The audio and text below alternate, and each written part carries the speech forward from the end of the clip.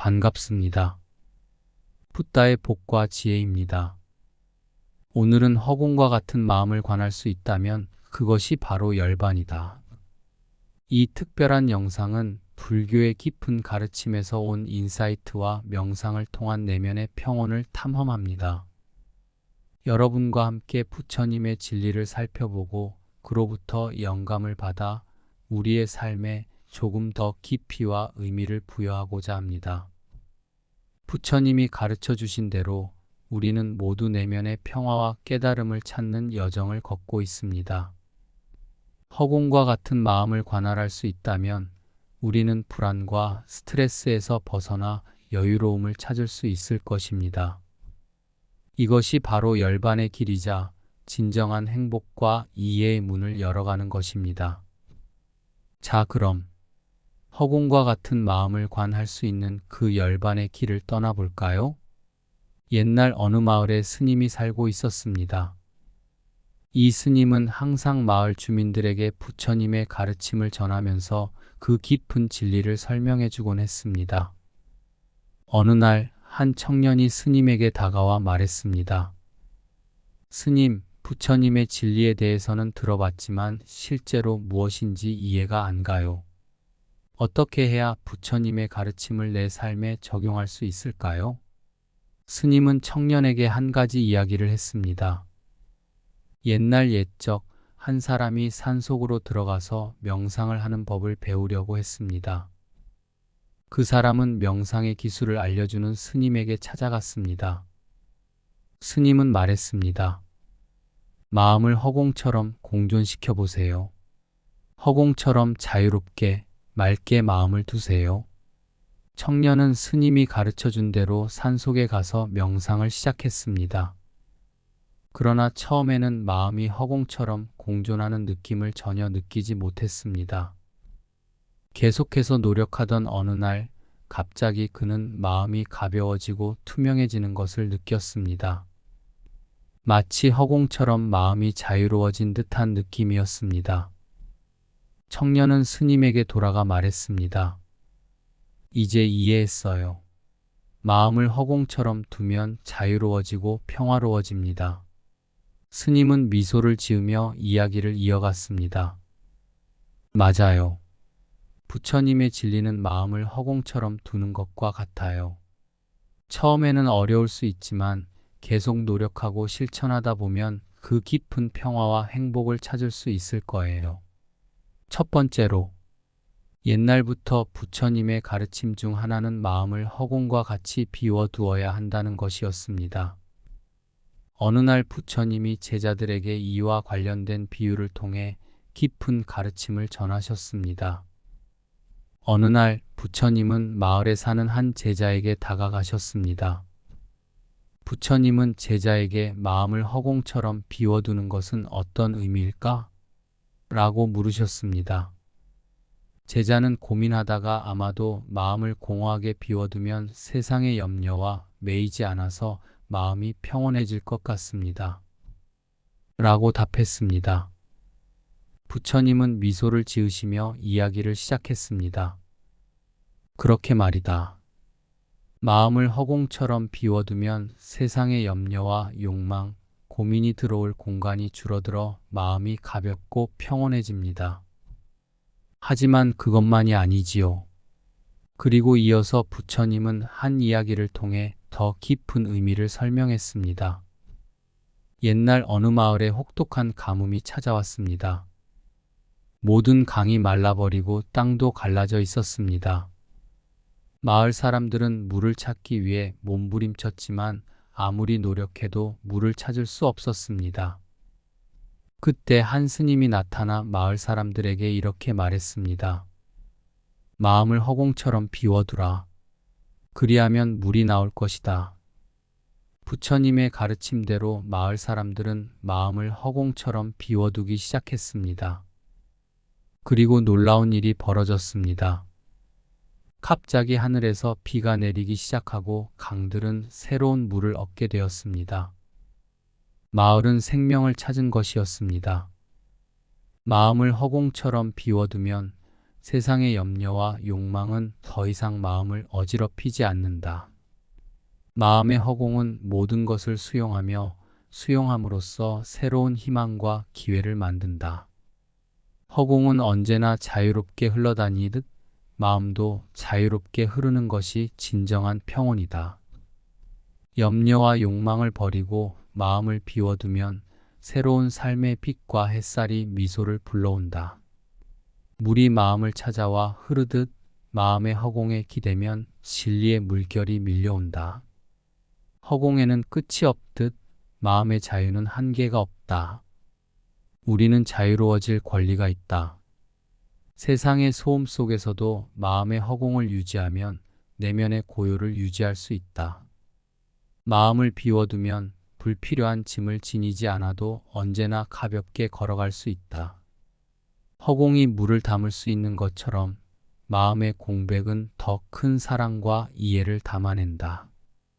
마음의 공허함이 아니라 허공의 자유로움, 그것이 진정한 평화의 시작이다. 염려의 구름이 걷히면 마음의 허공에는 항상 맑은 푸른 하늘이 펼쳐진다. 허공과 같은 마음은 세상의 변화에 영향받지 않고 내적인 안정과 평화를 유지한다. 두 번째로, 옛날 옛적 한 가난한 소년이 부처님의 가르침을 듣고 열반의 길을 걷기로 결심했습니다. 그는 부처님의 절에서 떠나 일상생활 속에서 부처님의 가르침을 적용하며 성찰과 깨달음을 찾기 시작했습니다. 어느 날 소년은 길가의 한 노인을 만났습니다. 노인은 몸이 힘들어 보이더라도 미소를 지으며 지나가는 이에게 인사를 건넸습니다. 소년은 부처님의 가르침 중 자비로운 마음을 떠올려 그 노인에게 다가가 도움을 주었습니다. 이어서 소년은 도시에서 무엇인가를 파는 상인을 만났습니다. 상인은 도둑놈이 행패를 부리고 있다는 이야기를 듣고 무서워하고 있었습니다. 소년은 다시 한번 부처님의 가르침 중 자비와 인내를 생각하며 상인을 도와 도시를 안전하게 만들어 나갔습니다. 이런 일들이 반복되면서 소년은 부처님의 가르침을 실천하면서 성찰과 깨달음을 이루어가고 있었습니다. 그는 모든 존재에게 자비로움을 베풀고 어떤 어려움에도 인내심을 가지며 대처했습니다. 그 결과 소년은 마음의 평온과 깨달음을 얻게 되었습니다. 어느 날 도시에서 큰 축제가 열렸습니다. 소년은 모든 이와 함께 축제를 즐기며 부처님의 가르침이 얼마나 큰 행복을 가져다 주는지를 느끼고 있었습니다. 그 순간 소년은 부처님의 열반의 길이 인생을 풍요롭게 만든다는 깊은 깨달음을 얻었습니다. 자비와 인내의 길은 모든 존재에게 풍요와 평화를 안긴다. 마음을 다스리고 성찰하는 것이 진정한 깨달음의 문을 열어준다. 세상의 변화에 휩쓸리지 않고 열반의 길을 걷는 자는 내적인 안정을 찾을 것이다. 부처님의 가르침을 일상에 적용하는 것은 마음의 평온을 향한 첫걸음이다. 자비로움과 인내는 모든 어려움을 이겨내는 강력한 힘이다. 부처의 가르침을 실천하면 일상이 명상의 연장이 된다. 좋은 행동과 성찰이 모여 깨달음의 꽃이 피어난다. 열반의 길은 자비로움의 길과 만난다. 서로를 이해하고 받아들임으로써 진리를 찾을 수 있다. 모든 상황에서도 마음을 허공처럼 비워두면 흐트러짐 없는 평온을 유지할 수 있다. 부처님의 진리는 일상에서 행동하는 것에서부터 시작된다. 행동이 마음을 형성한다. 자비와 인내의 마음은 모든 것을 치유하며 세상을 더 아름답게 만든다. 마음의 허공은 우리의 진정한 본성에 접근하는 열쇠이자 깨달음의 문을 열어주는 열쇠이다. 세 번째로, 옛날 어느 작은 마을에 한 스님이 살고 있었습니다. 그 스님은 항상 마을 사람들에게 명상과 실천의 중요성을 가르쳐 주곤 했습니다. 어느 날 그는 마을 어린이들을 모아 이야기를 하기로 했습니다. 스님은 어린이들에게 말했습니다. 마음의 허공을 찾아가기 위해서는 명상과 실천이 중요합니다. 그 중에서도 간단한 명상과 일상생활에서의 작은 실천이 큰 효과를 가져올 수 있어요. 어린이들은 궁금해하며 스님에게 더 알고 싶다고 말했습니다. 스님은 웃으며 한 이야기를 풀어가며 설명하기 시작했습니다. 옛날 어느 마을에 한 노인이 살고 있었습니다. 노인은 매일 아침 해가 떠오를 때마다 나가서 강가에 앉아 명상을 하곤 했어요. 그 명상은 마치 강물처럼 자유롭고 맑았답니다. 어느 날 한 어린이가 그 노인에게 물었습니다. 왜 매일매일 강가에서 앉아서 명상을 하는 거예요? 노인은 미소를 지으며 대답했습니다. 이 명상을 통해 나는 마음의 허공을 느끼고 그 허공에서 새로운 에너지와 평온을 얻어오는 거야. 이 얘기에서 우리는 명상이 마음의 허공을 찾아가는 수단 중 하나라는 것을 배울 수 있습니다. 또한 노인이 매일매일 실천하며 명상을 통해 얻는 평온한 마음은 그의 일상에 큰 영향을 끼쳤어요. 스님은 어린이들에게 이야기를 마치며 말했습니다.